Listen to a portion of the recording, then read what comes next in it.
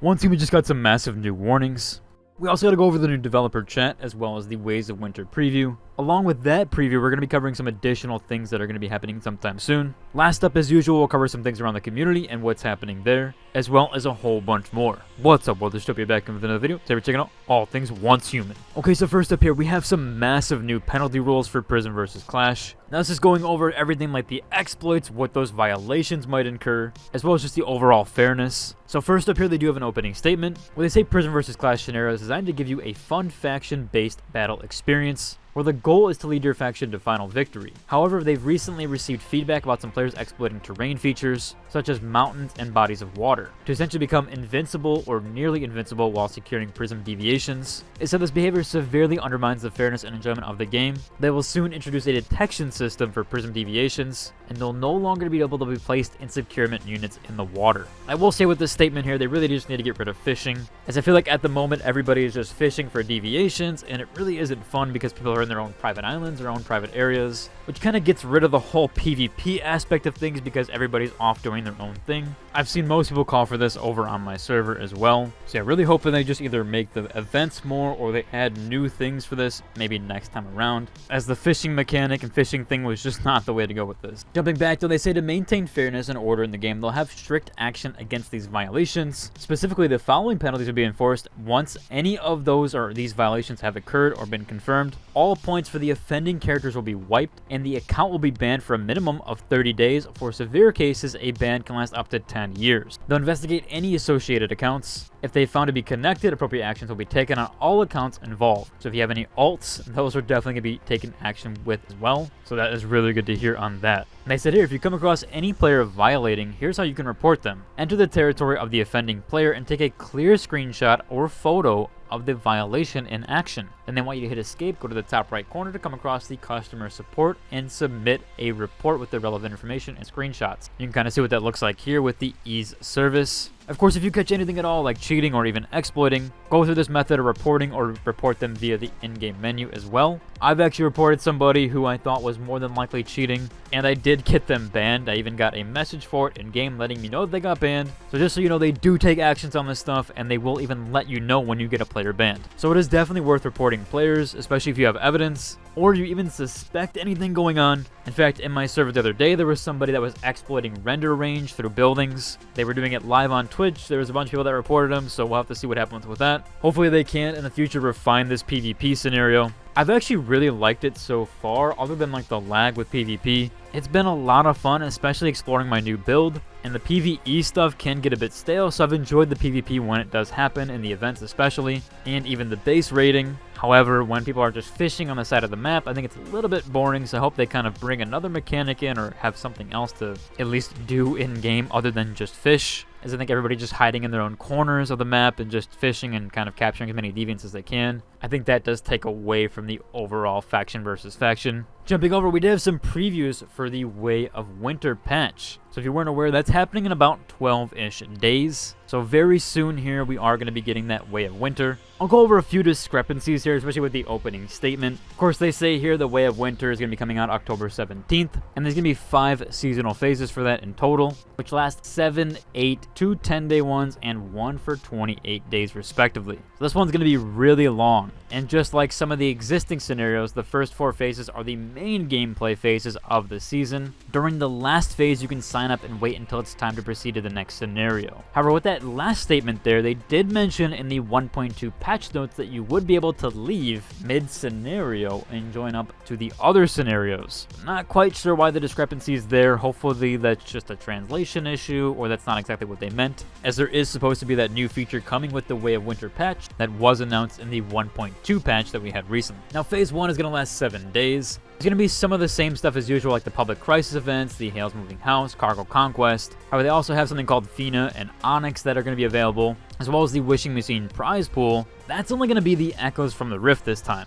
which is completely RNG. So if there's anything in any of the phases that you want to get out, you should do that now, as this one, when this drops, you will only be able to play Echoes of Rift for phase 1. Phase 2 is Scattered Ash. That's going to be 7 days. There's a new area here called the Ember Strand. All areas of the Snowy Realm are unlocked. That's part of the new map scenario, or the new maps we're going to be getting. The new prize pools, Destructive Flames, and Blazing Fire are available, which now will be in the wish machine of things. Dungeons are available in hard mode, and there's also going to be a new legendary blueprint here called the Fire Rune Boots. They have some Lone Wolf stuff that are going to be in the prize pool, so if you want to get that, you can. You don't have to waste 3,000 points buying those out. You can actually get those from the wish machine now. Phase 3 is Glimmer of Hope. That's going to be 10 days. Again, we're going to get pro mode dungeons. Next up for Phase 3, however, you're going to have Destructive Flames prize pool, where you'll get the new legendary weapon blueprint, Destructive Flame. Phase 4, again, is going to be 10 days long, and a new event called the Frost and Flame. For that event, they just say here the Chaos Weaver spawns on the highest level and affects area temperatures in large ranges, and you can completely eliminate this threat. Also going to be 2 additional prize pools from that with the Wishing Machine. That is here the Tranquil Frost and the Frost Domain. Tranquil Frost is going to feature a new weapon called the Tranquil Frost, and the Frost Domain is going to feature a legendary armor blueprint called the Snow Camouflage Gloves, as well as the Blackstone Hood, Blackstone Jacket, and Blackstone Shoes. Now again, for this new blueprint stuff, they don't really denote what those are going to be,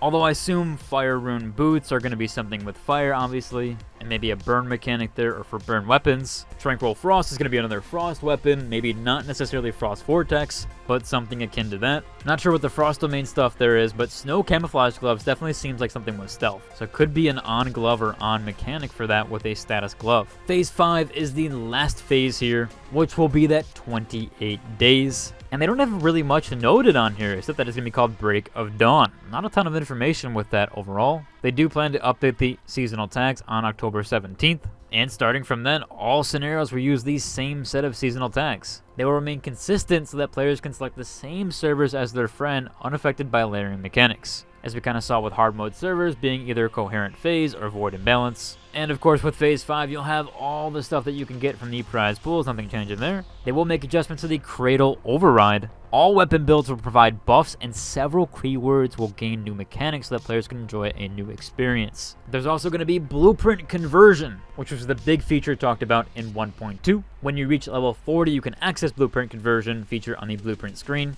and alternatively, you can wait until Season 2 for it to unlock automatically. You can spend Blueprint Conversions to attempt to swap the star levels of any unlocked blueprint with another unlocked blueprint of the same rarity and gear type. Each conversion will cost 1 Blueprint Conversion attempt. These attempts will recover at various points when you unlock this feature for the first time when the season begins. There's a limit to how many attempts you can have. Seems like, again, this is not going to be a 100% conversion rate, it will just be an attempt. Wonder how people will take that, but again, there's going to be a limit to it, and you'll have some RNG there. I still think the system's going to be gamed a bit. People are going to be farming for certain blueprints because they know they can just convert them to others that are harder to get. I'll have to wait and see how the system works, but that would be my guess overall. Now, some last-minute mentionables, especially from the community. However, the first one here is from the Once Human official Twitter account. They go on to say here there's the new event duration. This has been going on since September 26th, but it will go until October 8th. If you log in 7 days, you can get these rewards. Right now, they are currently the Morphed Nutcracker self-selection box, the Dual Fury Blueprint, 2000 Star Crom, and a Butterfly Emissary Crate ×9. So really cool there overall if you are just logging in. You will have to claim all those rewards before October 8th, however. So make sure you're logging in almost every day now, especially with these last 3 days. Jumping over, we did have the mobile technical test end. They actually have some really cool test stats here, the Global Technical Test Review. They had 49,277 metas join, over 1 million activators used, and metas defeated 13,000 Ravenous Hunters.